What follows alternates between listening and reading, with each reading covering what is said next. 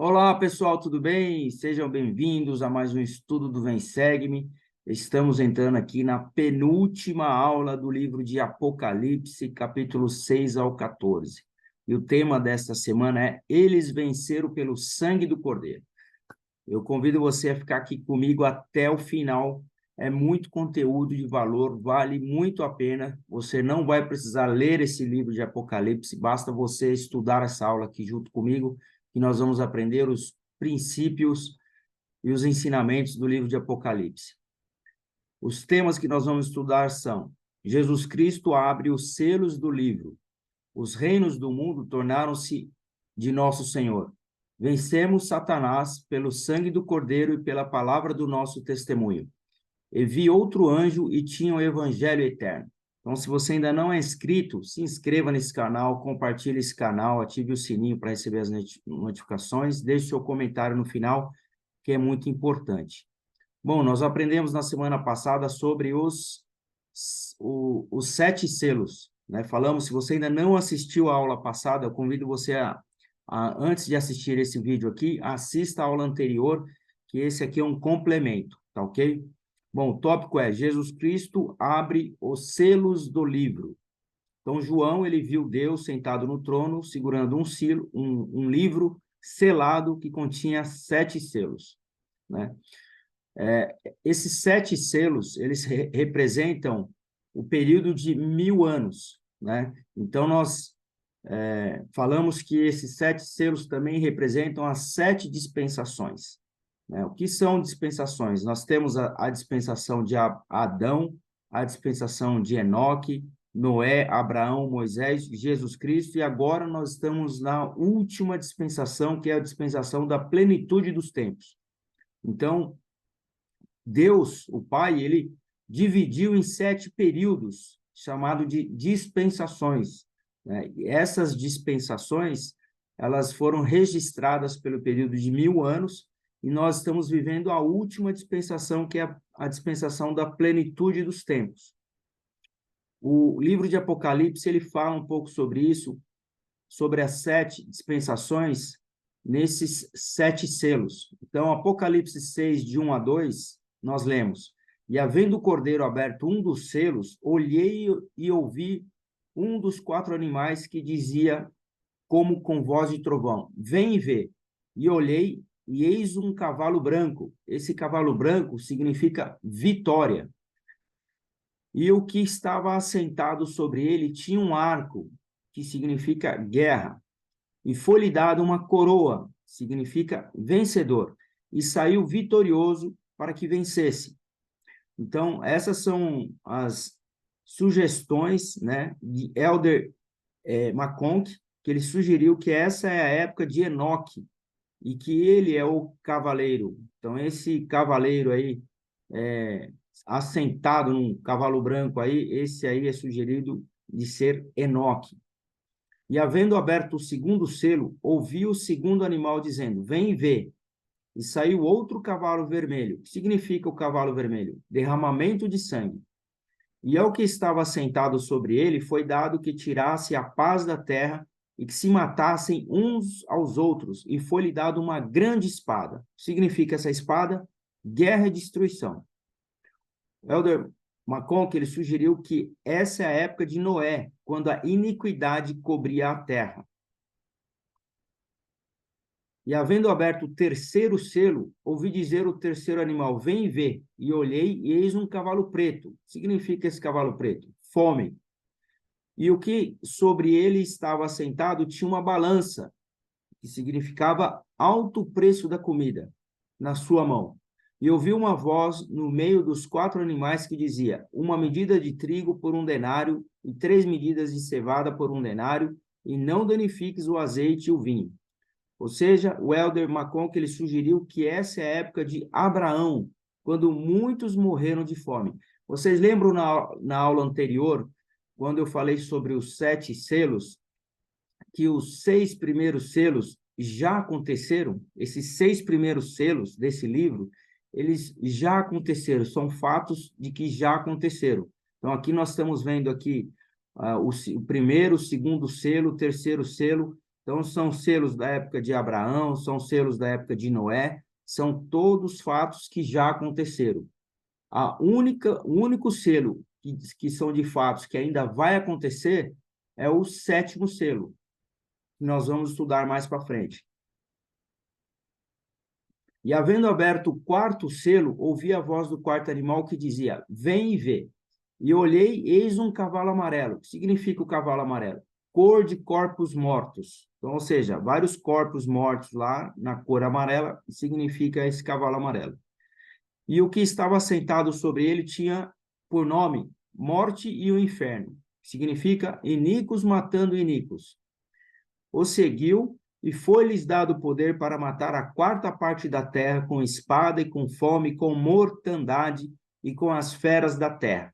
Então, o Elder McConk, ele disse que esses versículos de Apocalipse, ele sugeriu que esse é o milênio dos grandes reinos e nações, cujas guerras e traições atormentaram e derrubaram Israel muitas e muitas vezes. Então, lendo aqui de novo, o cavalo amarelo que representava corpos de cor de corpos mortos, e o que estava sentado sobre ele tinha o nome Morte e o Inferno, ou seja, iníquos matando iníquos. Então, ou seja, são todas essas guerras e traições que estão atormentando e derrubando Israel.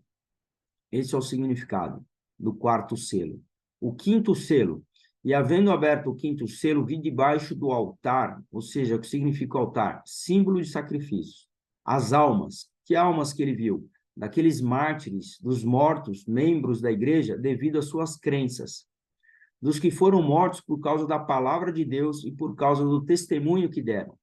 E clamavam com grande voz, dizendo: Até quando, ó Senhor, santo e verdadeiro, não julgas e vingas o nosso sangue dos que habitam sobre a terra?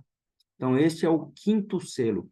E no quinto selo, o Elder McConk, ele sugeriu que isso se refere às perseguições, nas quais muitos dos primeiros cristãos da época de João perderam a vida. Então, como eu disse, mais uma época que se passou. É o quinto selo desse período de João, onde muitos perderam a vida, e representa todos esses mártires. O sexto selo, Apocalipse 6, de 12 a 14. E havendo aberto o sexto selo, olhei, e eis que houve um grande tremor na terra. E o sol tornou-se negro como saco de cilício, e a lua tornou-se como sangue, e as estrelas do céu caíram sobre a terra, como quando a figueira lança de si os seus figos verdes, abalada por um vento forte. E o céu retirou-se como um livro que se enrola, e todos os montes e ilhas se moveram dos seus lugares. Então, o Elder McConk, ele sugeriu que isso se refere ao nosso próprio tempo e os acontecimentos que culminarão no milênio, quando Jesus reinará pessoalmente na terra. Então, este é o sexto selo, que se refere a esse nosso próprio tempo que nós estamos vivendo. E havendo aberto o sétimo selo, fez-se silêncio no céu por quase meia hora, e viu 7 anjos que estavam diante de Deus, e foram-lhe dadas 7 trombetas. Então, todos esses 7 selos foram as revelações que João recebeu quando ele viu Deus sentado no trono, segurando o livro selado com 7 selos, e ele aqui anotou o significado, o que representava cada selo. E nós temos os profetas atuais e as revelações modernas que nos ajudam a compreender o significado de cada selo. Se você pesquisar na internet, muitos não sabem o significado desses selos. Eles acham que todos os 7 selos são fatos que vão acontecer, mas na verdade só vai acontecer o último fato, né? O sexto e o sétimo, o sexto que nós estamos vivendo e o sétimo selo, que são as coisas que ainda vão acontecer. Os demais já aconteceram. O sétimo selo, o que vai acontecer? A Babilônia é destruída. Jesus Cristo vem em glória. Então, olha só, quando abrir o sétimo selo, esses são os fatos que nós vamos presenciar. A Babilônia é destruída, Jesus Cristo vem em glória, Satanás é preso, os justos reúnem-se ao Salvador, a paz reina por 1 milênio, Satanás é solto por algum tempo, a última batalha é travada, acontece o julgamento final, a terra recebe sua glória celestial. Esses são os fatos que vão acontecer na abertura do 7º selo que está registrado no livro de Apocalipse. Eu resumi, eu estudei, li o livro, estou resumindo aqui para você o significado desses versículos, nesses capítulos de Apocalipse. Olha só uma observação interessante. Os 25 versículos de Apocalipse se referem aos 6 primeiros selos. Então, olha só, os 6.000 anos, né, desses 6 milênios que representam os 6 primeiros selos, eles são registrados em 25 versículos de Apocalipse. O último selo, que é o 7º selo, são os outros 259 versículos de Apocalipse, que se refere ao 7º selo. Então, olha só quanta coisa ainda vai acontecer na abertura desse 7º selo, só pelo número de versículos que a gente pode comparar aqui, registrado em Apocalipse, né? Dos fatos que já aconteceram, 25 versículos. Dos fatos que ainda vão acontecer, 259, que é o que se refere ao 7º selo. Apocalipse 11, de 3 a 12, resumindo, o que diz nessas escrituras? Deus derramará pragas de destruição e guerra sobre os iníquos em preparação para o reino milenar de Jesus Cristo. O interessante que eu anotei aqui, que vai haver pragas de destruição e guerra sobre os iníquos. Então, ou seja, qual é a grande dica, qual é o grande segredo aqui? Vamos nos manter dignos, guardando os mandamentos, né, para que nós não soframos com essas destruições que vão acontecer. João, o revelador, ele foi pré-ordenado para auxiliar na coligação das tribos de Israel nos últimos dias. Então, João, ele vai ajudar, nós falamos na última aula, se você não assistiu, assista o vídeo anterior aqui, que João, apóstolo de Jesus Cristo, ele continua vivo aqui na Terra, ele continua sendo um instrumento nas mãos de Deus, uma testemunha de Deus, e ele vai, como pré-ordenado, ele vai auxiliar na coligação das tribos de Israel nesses últimos dias. E o que vai acontecer também? Antes da vinda do Senhor, 2 profetas perderão a vida em Jerusalém por causa do evangelho, e depois de 3 dias e meio serão levantados dos mortos e ascenderão ao céu. E depois disso, haverá terremoto e mortes. Então, quem são esses 2 profetas que perderão a vida em Jerusalém? São os 2 dos 12 apóstolos. Então, a Igreja de Jesus Cristo dos últimos dias, ela possui um profeta com seus conselheiros e possui os seus 12 apóstolos. 2 desses 12 apóstolos, eles vão perder a sua vida em Jerusalém. E vai acontecer isso que está registrado aqui no livro de Apocalipse. Próximo tópico. Os reinos do mundo tornaram-se de nosso Senhor. Apocalipse 7, de 13 a 14, diz: E um dos anciãos respondeu, dizendo-me: Estes que estão vestidos de vestes brancas, quem são e de onde vieram? E eu disse-lhe: Senhor, tu sabes. E ele disse-me: Estes são os que vieram de grande tribulação e lavaram suas vestes e as branquearam no sangue do Cordeiro. Então, estes são aqueles que estão vestidos de branco, realizando estas ordenanças nos templos da Igreja de Jesus Cristo. Nós temos aqui um templo ao lado, e eu digo para vocês que aqui dentro são realizadas ordenanças sagradas. Todas as pessoas que aqui trabalham se vestem igualmente com vestes brancas e trabalham de dia e de noite realizando ordenanças, conforme registrado em Apocalipse 7, 13 a 14. E ele fala assim no 15 a 17, e por isso estão diante do trono de Deus, e o servem de dia e de noite no seu templo. E aquele que está assentado sobre o trono estenderá o seu tabernáculo sobre eles. Não mais terão fome, nem mais terão sede, nem sol, nem calor algum cairá sobre eles. Porque o cordeiro que está no meio do trono os apacentará. Ele servirá de guia para as fontes vivas das águas. E Deus enxugará de seus olhos toda lágrima. Ou seja, se você quer ser abençoado na sua vida, Se você quer receber todas as bênçãos prometidas por Deus, serve no templo, na casa de Deus. Se você quer ser abençoado, procure ter uma recomendação. Para você entrar nesse templo, você precisa ter uma recomendação que você recebe depois de realizar uma entrevista com o bispo.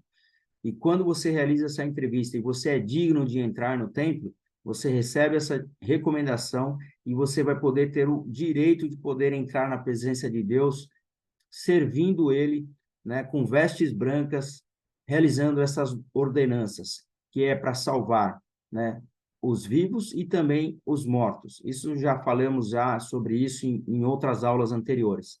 E importante lembrar também que nesses templos nós realizamos ordenanças de selamento.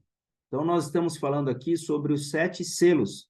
E lembrando que uma das ordenanças que nós realizamos nos templos é o nosso selamento. Apocalipse 11, de 15 a 17. E tocou o 7º anjo a sua trombeta, e houve no céu grandes vozes que diziam: os reinos do mundo tornaram-se de nosso Senhor e do seu Cristo, e ele reinará para todo sempre.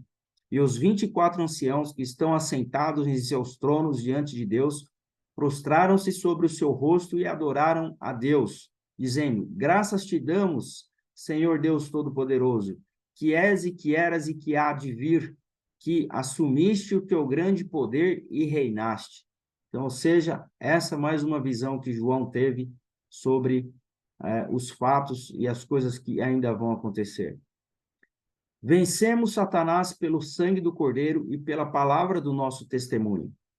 Então, Apocalipse 12, de 7 a 8, João, ele aprendeu que houve uma batalha nos céus. Então, antes de nós virmos aqui na Terra, nós aprendemos, que vou ler nessa escritura aqui, que houve uma guerra nos céus, uma batalha nos céus, que diz assim, com a tradução de Joseph Smith dessa escritura em Apocalipse 12, de 7 a 8. E o dragão não prevaleceu contra Miguel, nem contra a criança, nem contra a mulher, que era a igreja de Deus, que havia sido libertada de suas dores, e que dera à luz o reino de nosso Deus e de seu Cristo. Nem mais se achou lugar nos céus para o grande dragão, que foi lançado fora, aquela antiga serpente chamada o Diabo, e também chamada Satanás, que engana todo mundo. E ele foi lançado na terra, e os seus anjos foram lançados com ele. Então, nós sabemos que houve uma batalha nos céus, conforme registrado em Apocalipse de 7 a 8. Na verdade, a escritura continua. E que alguns, 1/3 desses anjos, seguiram Satanás. Vamos ver aqui continuação no versículo 9 a 11. E ouvi uma grande voz no céu que dizia: agora é chegada a salvação e a força, e o reino de nosso Deus e o poder do seu Cristo, porque já o acusador de nossos irmãos foi expulso, ou seja, o diabo, o qual os acusava diante de nosso Deus dia e noite. Porque eles o venceram pelo sangue do Cordeiro e pela palavra do seu testemunho, porque não amaram a sua própria vida, mas mantiveram o testemunho mesmo até a morte. Pelo que alegrai-vos, ó céus, e os que nele habitais. Então, nessa batalha dos céus, nessa guerra, né, nessa batalha que houve nos céus, Deus, apresentou o seu plano de salvação. Quando ele apresentou o seu plano de salvação, nós teríamos a oportunidade de vir aqui à Terra, receber um corpo, e se guardarmos os mandamentos, seremos dignos de um dia voltar à sua presença.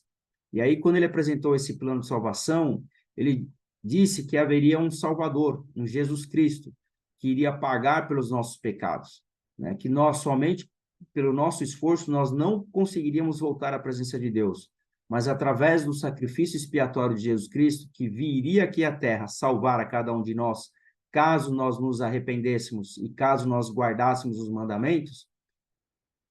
O que aconteceu foi que o diabo, Satanás, ele se revoltou contra esse plano. Ele não queria que as pessoas viessem e tivessem o seu livre-arbítrio de poder escolher o que é certo e o que é errado. Ele queria que o plano fosse feito conforme a vontade dele, seguindo a vontade de Satanás, e ele queria reinar aqui na Terra, queria ser o Salvador aqui da Terra. E não foi dessa maneira que Deus aprovou, e ele se rebelou. Então, quando ele se rebelou contra Deus, porque Deus escolheu o seu filho amado Jesus Cristo, né? E Lúcifer se apresentou, ele queria ser o filho enviado por Deus, mas Deus não fez dessa maneira. E o que aconteceu? Quando ele se rebela, 1/3 dos espíritos começa a seguir Satanás. 1/3 desses espíritos seguem Satanás e eles não têm o direito de receber um corpo. Por isso que nós vemos espíritos perambulando sobre a terra com o objetivo de pedir um corpo emprestado para poder ter uma experiência terrena, porque esses espíritos não tiveram a oportunidade de receber um corpo e viver aqui na terra como cada um de nós, sentindo fome, sentindo sede, sentindo frio, que somente através de um corpo físico nós podemos ter essa experiência. Então, para eles terem essa experiência, eles precisam de corpos emprestados. E por isso é que existem esses espíritos perambulando sobre a terra, e algumas pessoas acabam cedendo o seu corpo para esses espíritos. Essa batalha nos céus, mais informações sobre ela, né? Foi um conflito travado entre os filhos espirituais de Deus na vida pré-mortal. Satanás, ele foi expulso dos céus e lançado na terra, em Apocalipse 12, 4 e de 7 a 9. O diabo e a terça parte das hostes do céu foram lançados abaixo. Doutrina e Convênios 29, 36 a 37. Lúcifer rebelou-se contra o Filho unigênito. Doutrina e Convênios 76, 25, 26.